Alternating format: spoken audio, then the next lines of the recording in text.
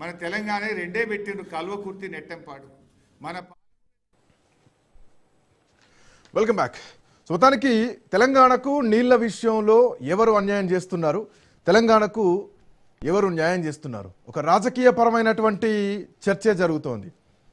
Either KCR నిందించాలి, లేదంటే రేవంత్ రెడ్డి నిందించాలి. ఈ నిందలు కాదు, కావాల్సింది తెలంగాణకు హక్కుగా రావాల్సినటువంటి నీటి వాటా రావాలి. దీనికోసం గత ప్రభుత్వం ఏం చేసింది, ఈ ప్రభుత్వం ఏం చేయబోతోంది, ఏం చేయాలి, ఈ మధ్యలోనే చర్చ జరుగుతుంటే నిన్న రాత్రి అసెంబ్లీలో రేవంత్ రెడ్డి ముఖ్యమంత్రి శాసనసభలో మాట్లాడిన మాట ఏంటంటే 299 టీఎంసీలకే ఒప్పుకొని కేసీఆర్ మరణ శాసనం రాసిండు తెలంగాణ రాష్ట్రానికి అని చెప్పేసి. సో దానికి పూర్తి క్లారిటీ ఈరోజు హరీష్ రావు ఇచ్చారు. అండ్ మోర్ ఓవర్ ప్రధానమైనటువంటి ఇంకొక అంశం ఏంటంటే why not Jurala, why Srisailam. So దీనికి కూడా కొన్ని ఎక్స్ప్లెనేషన్ ఇచ్చారు. అనలిస్ట్ శేషు గారు కూడా దీంట్లో మనకు డిబేట్లో జాయిన్ అయ్యారు. ఎవరు తెలంగాణకు న్యాయం చేస్తున్నారు, ఎవరు అన్యాయం చేస్తున్నారు, ఈ అంశం పైన మాట్లాడదాం. చాలా కీలకంగా దృష్టి పెట్టి మాట్లాడాల్సినటువంటి అవసరం ఉంది. తెలంగాణ అంటే శ్రీశైలం నుంచి వస్తే గనక అక్కడ నివాసయోగ్యంగా ఎవరైతే ఉన్నారో సో ముంపు గ్రామాలు తక్కువగా ఉంటాయి, ముంపు బాధితులు తక్కువ ఉంటారు. అదే జూరాలను తీసుకుంటే ఆల్మోస్ట్ ఒక 80-90 వేల మంది ప్రజల్ని అక్కడి నుంచి షిఫ్ట్ చేసేటువంటి పరిస్థితులు ఉంటాయి. సో అది లేకుండా సో దీన్ని ఫ్రమ్ ది శ్రీశైలం నుంచి తీసుకొచ్చాం. మోర్ ఓవర్ ఏంటంటే జూరాల తెలంగాణ బార్డర్లో, తెలంగాణ ట్రినిటీలో ఉంటే ఇక్కడ వాటర్ ఫెసిలిటీ తక్కువ ఉంది, ఇక్కడంతే తీసుకోలేము. శ్రీశైలం నుంచి అయితే కనుక తుంగభద్ర వాటర్ కూడా అక్కడ వస్తాయి కాబట్టి అక్కడి నుంచి కూడా తీసుకోవడానికి అవకాశం ఉంటుంది. అక్కడ మన హక్కు ఉంది కదా, హక్కుని ఎందుకు మిస్ అవ్వాలి, దీన్ని ఎందుకు మిస్ కావద్దు.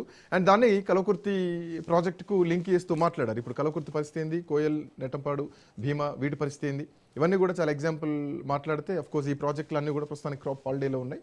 Kalwakurthy is good now as per జనరల్గా మాట్లాడుకుంటే, ప్రజలకు అర్థమయ్యే విధంగా మాట్లాడుకుంటే. మాట్లాడదాం. శేషు గారు ప్రముఖ రాజకీయ విశ్లేషకులు మనతో పాటు జాయిన్ అవుతున్నారు. గౌతమ్ ప్రసాద్ గారు బీఆర్ఎస్ పార్టీ సీనియర్ నాయకులు, అధికార ప్రతినిధి మనతో పాటు జాయిన్ అవుతున్నారు. మరి కాసేపట్లో కాంగ్రెస్ పార్టీ నుంచి కార్తిక్ గారు కూడా జాయిన్ కాబోతున్నారు. బిఫోర్ దట్ శేషు గారు నమస్తే, గుడ్ ఆఫ్టర్నూన్. రెండు అసెంబ్లీ సాక్షిగా శాసనసభలో అబద్ధాలకు అవకాశం లేదు, ఆస్కారం లేదు అని మాట్లాడినటువంటి ముఖ్యమంత్రి రేవంత్ రెడ్డి మాటలు, అసెంబ్లీ బయట తెలంగాణ భవన్లో హరీష్ రావు మాట్లాడినటువంటి మాటలు, ఈ మాటల వెనకాల చాలా అర్థాలు ఉన్నాయి. ఎవరు నిజాలు మాట్లాడారు, ఎవరు అబద్ధాలు మాట్లాడారు. ఈరోజు హరీష్ రావు పీపీటీ ప్రెజెంటేషన్లో అతుకులను ఒక దగ్గర చేర్చి కేసీఆరే మరణశాసనం రాశారు, తెలంగాణ ప్రజల్ని తప్పుదో పట్టించేటువంటి ప్రయత్నం చేశారు, ఇది తప్పు, ఇదిగో ఇది నిజం అని చెప్పి మాట్లాడారు. అండ్ సేమ్ ఎగ్జాంపుల్ గతంలో కూడా కాళేశ్వరం ప్రాజెక్ట్ సంబంధించినటువంటి విషయంలో కూడా చెప్పారు. పూర్తిగా చదవట్లేదు, పారాగ్రాఫ్లు వదిలేసి షార్ట్ కట్లో చదువుతున్నారని చెప్పేసి. ఎందుకు ఈ షార్ట్ కట్ ప్రభుత్వం వ్యవహరిస్తోంది? వాస్తవానికి అది short Katta? What is the real one? Seshu sir. Srikanth, అందరికీ నమస్కారం. నమస్తే. తెలంగాణ రాష్ట్రములో కాంగ్రెస్ ప్రభుత్వం అధికారంలోకి వచ్చిన తర్వాత, అంటే 2023లో అధికారంలోకి వచ్చిన తర్వాత, డిసెంబర్ 7 అధికారంలోకి వచ్చిన తర్వాత శాసనసభ సమావేశాలు, మొట్టమొదటి సమావేశాలు జరిగాయి. మీకు గుర్తుండే ఉంటుంది. అప్పుడు రెండు పార్టీలు కూడా ఇదే విధమైనటువంటి పోటాపోటీ ప్రజెంటేషన్స్ చేశారు. అప్పుడు కాంగ్రెస్ ప్రభుత్వము ఈ కాళేశ్వరం ప్రాజెక్టు పైన, విద్యుత్ ఒప్పందాల పైన, బడ్జెట్ కేటాయింపుల పైన మూడింటిని కలిపి శ్వేతపత్రాన్ని ప్రజెంటేషన్ చేశారు అసెంబ్లీలో. చేసిన సందర్భంలో బీఆర్ఎస్ పార్టీ కూడా తెలంగాణ భవన్ లో శ్వేతపత్రం అనేటటువంటి ఒక ప్రజెంటేషన్ చేసింది. వాళ్ళు శ్వేతపత్రాలు చేస్తే వీళ్ళు శ్వేతపత్రాలు చేశారు. అప్పుడు ఏ విధమైనటువంటి డైలాగ్ వారు రెండు పార్టీల మధ్య జరిగిందో ఇప్పుడు కూడా అదే డైలాగ్ వారు ఇప్పుడు శాసనసభ శీతాకాల సమావేశాలు జరుగుతున్నటువంటి సందర్భంలో అత్యంత కీలకమైనటువంటి అంశం పైన చర్చ జరుగుతుందని మనం అందరం భావించాము.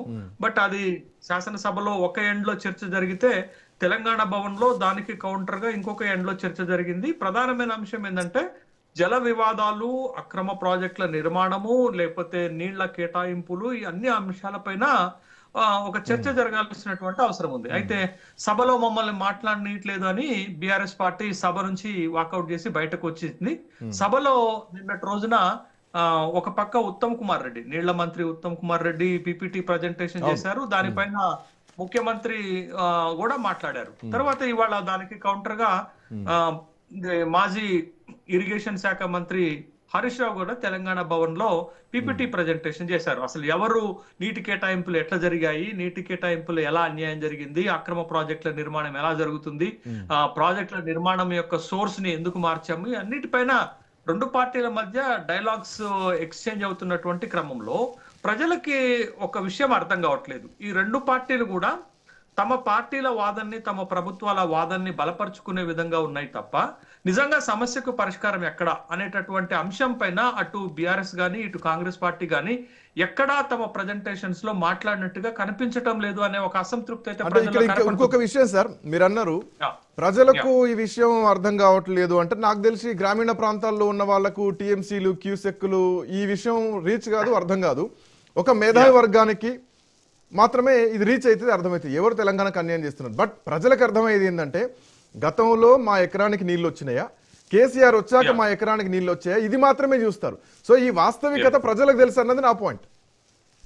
వాస్తవంగా మీరు అన్నట్టు ఈ 11 సంవత్సరాలలో తెలంగాణ రాష్ట్రంలో మనకి బీడు వారినటువంటి భూములకు నీళ్లు వచ్చాయనేది మాత్రం కాదనలేనటువంటి వాస్తవమే. సరే, ఇప్పుడు ఉన్నటువంటి ప్రభుత్వాలు లేకపోతే అప్పుడు ఉన్నటువంటి ప్రతిపక్షము ఒక్క ఎకరానికి కూడా నీళ్లు ఇవ్వలేదు, బీఆర్ఎస్ పార్టీ 1.83 లక్షల కోట్ల రూపాయలు ఖర్చు పెట్టిందనే విమర్శ ఎట్లున్నప్పటికి కూడా బట్ కొంత మేరకు ఇక్కడ నీటి వనరుల వినియోగము పెరిగింది. అది ప్రాజెక్టుల ద్వారా పెరగొచ్చు, లేకపోతే మిషన్ కాకతీయ ద్వారా పెరగొచ్చు, లేకపోతే వాతావరణం అనుకూలించి పెరగొచ్చు. ఇవన్నీ కారణాలు అయితే అయి ఉండొచ్చు. కానీ బట్ ఒకటి మాత్రం సామాన్య ప్రజానీకంలో ఉన్నటువంటి భావన, రైతాంగంలో ఉన్నటువంటి భావన ఏంటంటే, తెలంగాణ వచ్చిన తర్వాత నీటి వనరుల వినియోగం పెరిగింది, సాగునీటి వినియోగం కూడా పెరిగింది, పంటలు పెరిగాయి. దేశంలోనే పంజాబ్ కంటే కూడా ఎక్కువ వరి పంట పండించేటటువంటి రాష్ట్రంగా తెలంగాణ మారిపోయింది. గతంలో పరిస్థితి లాగా లేదు అనేది చాలా స్పష్టంగా వాస్తవంగా వచ్చేసింది. అయితే ఇప్పుడు మనకి మొన్న ముఖ్యమంత్రి గారు కూడా అసెంబ్లీలో ఒక మాట చెప్పారు, తెలంగాణ అనేది 2 నదుల మధ్య ఉన్నది, ఒకటి కృష్ణా గోదావరి నదుల మధ్య తెలంగాణ ఉన్నది అని అన్నాం. బట్ ఇది మనం ఒప్పుకొని తీరాల్సిన విషయమే. అయితే మీరు గోదావరిలో ఆంధ్రప్రదేశ్ కడుతున్నటువంటి అక్రమ ప్రాజెక్టులు ఒక సమస్య అయితే, ముఖ్యంగా మనకి ఎక్కువ గ్రావిటీ ద్వారా నీళ్లు వచ్చేటటువంటి కృష్ణాలో ఉన్నటువంటి సమస్యలు ఏంటంటే, తెలంగాణ రాష్ట్రము ఏర్పాటైన తరువాత మనకి కృష్ణా బేసిన్ లో నీటి పంపకాల్లో వివాదం ఒకటి, సరైనటువంటి నీటి పంపకాలు తెలంగాణకు జరగలేదు అనేది ఒక వివాదం అయితే, రెండోది కృష్ణా బేసిన్ లో మనం ప్రధానంగా నిర్మించదలపెట్టినటువంటి ప్రాజెక్టు పాలమూరు రంగారెడ్డి ప్రాజెక్టు పూర్తి కాలేదు. దానికి నీటి కేటాయింపులు ఎందుకు పూర్తి కాలేదు? ఈ 2 అంశాలే కదా ప్రధానంగా కాంగ్రెస్ కి ఇటు బీఆర్ఎస్ కి మధ్య వివాదం జరుగుతున్నటువంటిది. ఏంటంటే, కృష్ణా బేసిన్ లో నీటి వాటకాల పంపకంలో తెలంగాణకు అన్యాయం జరిగింది, దానికి మీరు కారణం అంటే మీరు కారణం. పాయింట్ 1 సమస్య ఒకటి. రెండోది మేజర్ ప్రాజెక్ట్ అయినటువంటి పాలమూరు రంగారెడ్డి ప్రాజెక్ట్ కి కేటాయించినటువంటి నీళ్లు దానికి పెడుతున్నటువంటి ఖర్చు అది పూర్తి కాకపోవడానికి కారణం. ఇవే కదా, ఈ 2 అంశాలపైనే కదా 2 పార్టీలు, 2 పాత ప్రభుత్వం కొత్త ప్రభుత్వం ఒకళ్ళపైన ఒకళ్ళు విమర్శలు చేసుకుంటున్నటువంటి అంశము. అయితే దీంట్లో ప్రభుత్వ వాదన ఒక తీరుగా ఉంటే ఇప్పుడు ప్రతిపక్షం వాదన ఒక తీరుగా ఉంది. బట్ ఎవరిది కరెక్ట్ అనేది గనక మనం చూస్తే, వాస్తవంగా ఇప్పుడు ఉన్నటువంటి ప్రజెంట్ సిచ్యువేషన్ లో పాలమూరు ప్రాజెక్టుకి నీటి కేటాయింపుల విషయంలో ప్రధానంగా వస్తున్నది డిపిఆర్ కేంద్ర ప్రభుత్వం తిప్పి పంపింది. అంటే ఇప్పుడు డిపిఆర్ తిప్పి పంపిన తర్వాత ఒకటైతే, పాలమూరు ప్రాజెక్టుకి 90 టీఎంసీల నీటి కేటాయింపు ఎట్లా వస్తుంది, 45+45 ఎట్లా వస్తుంది అనేది ఒకటైతే, పాలమూరు ప్రాజెక్టు ఎప్పటికి పూర్తవుతుంది ఒకటైతే, రెండోది పాలమూరు ప్రాజెక్టుకి ఇప్పటికే మనం 34,000 కోట్ల రూపాయలు ఖర్చు పెట్టాము. దాని 56,000 కోట్ల రూపాయలను ఒకసారి అంటున్నారు, 80,000 కోట్ల రూపాయలను ఒకసారి అంటున్నారు. బట్ ప్రాజెక్టుల ఎస్కలేషన్ పెరగటం సాధారణమైనటువంటి విషయమే కానీ, బట్ ఇన్ టైంలో ప్రాజెక్టు పూర్తి కాకపోవటం వల్ల అసలే పాలమూరు జిల్లాకి సమైక్య ఆంధ్రప్రదేశ్ లో అన్యాయం జరిగింది, వెనకబడిన జిల్లాగా మారిపోయింది. ఇప్పుడు కూడా న్యాయం జరగకపోతే తెలంగాణ ఉద్యమానికి అర్థమే ఉంటుంది అనేటటువంటి ఒక ప్రశ్న తలెత్తుతుంది. బట్ ఇప్పుడు ఒక మాట చెప్తాను, శ్రీకాంత్ ఒక మాట చెప్తాను. ఇప్పుడు గోదావరి బేసిన్ లో కాళేశ్వరం, కృష్ణా బేసిన్ లో పాలమూరు రంగారెడ్డి 2 ప్రాజెక్టులు కూడా వివాదంగా మారిపోయినాయి. రెండిట్లో కామన్ గా వివాదం వస్తున్నది ఏంటి తెలుసా శ్రీకాంత్? ఒకటి, తొమ్మిడిహట్టి నుండి కాళేశ్వరానికి ఎందుకు ప్రాజెక్ట్ సోర్స్ మార్చారు, ఇక్కడ జూరాల నుండి శ్రీశైలానికి ప్రాజెక్ట్ సోర్స్ ఎందుకు మార్చారు అనేది ఒక కామన్ వివాదంగా 2 ప్రాజెక్టులలో మనకు కనపడుతుంది. ఈ వివాదాన్నే రెండు పార్టీలు మాట్లాడుతున్నాయి తప్ప, బట్ ఈ సమస్య అక్కడ కాళేశ్వరం సమస్యకు పరిష్కారం ఏంటిది, పాలమూరు సమస్యకు పరిష్కారం ఏంటది, ఈ రెండింటిని పరిష్కారం చేసి రైతాంగానికి నీళ్లు ఎలా ఇవ్వాలనేది అసలు ఇప్పటి వరకు ఎవరు చెప్పలేకపోతున్నారు. వాళ్ళ దగ్గర క్వశ్చన్ ఉంది, వీళ్ళ దగ్గర ఆన్సర్ ఉంది, కానీ దానికి సంబంధించినటువంటి పరిష్కార మార్గం ఇద్దరి దగ్గర లేదు, ఇద్దరు చూపించట్లేదు. రెండు ప్రజల్ని కన్ఫ్యూజ్ చేసేటువంటి స్టేట్మెంట్లు వస్తున్నాయి. నా డౌట్ ఒకటి శ్రీకాంత్ నాకు కూడా ఒక డౌట్ ఉంది. బట్ ఇంత సమస్యలో ఒకళ్ళనొకళ్ళు విమర్శించుకుంటూ, ఒకళ్ళనొకళ్ళు పవర్ పాయింట్ ప్రజెంటేషన్లు పెట్టుకుంటూ, ఒకళ్ళు తెలంగాణకు అన్యాయం చేసుకున్నారని చెప్తున్నారు.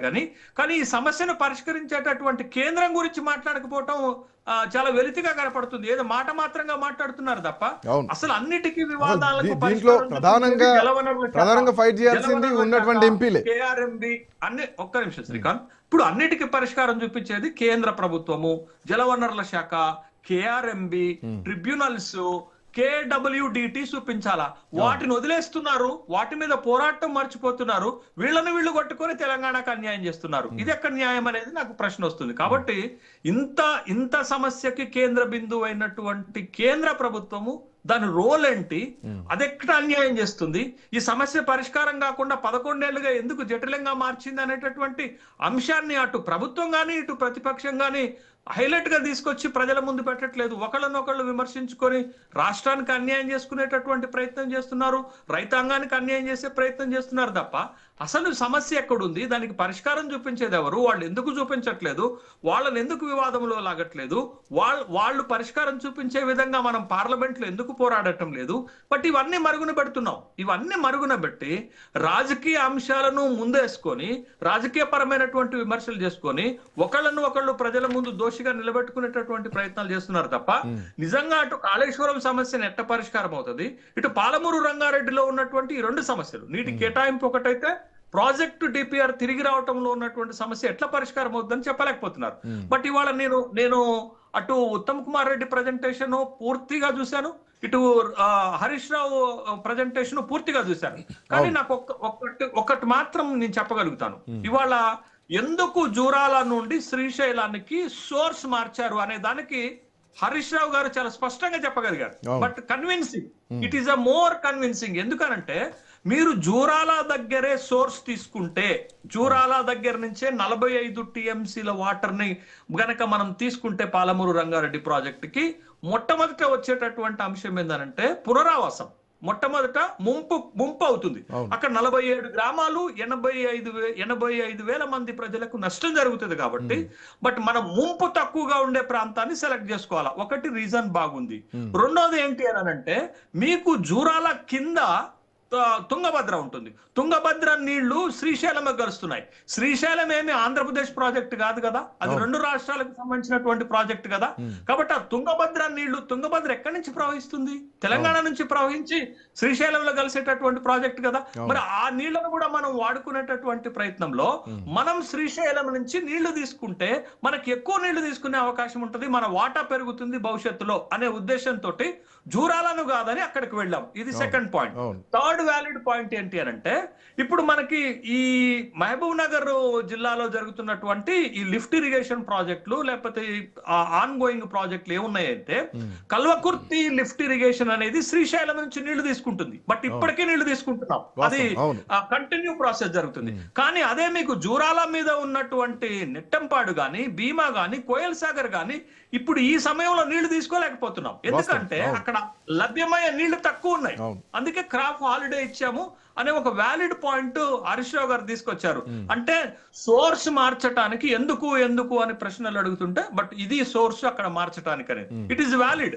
మరి దాన్ని తప్పుపట్టడంలో ఉన్నటువంటి ఉద్దేశం మోర్ ఓవర్ జూరాల్ అనేది నికర జలాలు కాదు, అవి వరద జలాలు. సో ఆన్ఫ్లోయింగ్ వాటర్ కాబట్టి దాంట్లోంచి తీసుకోవడం కూడా అసాధ్యం.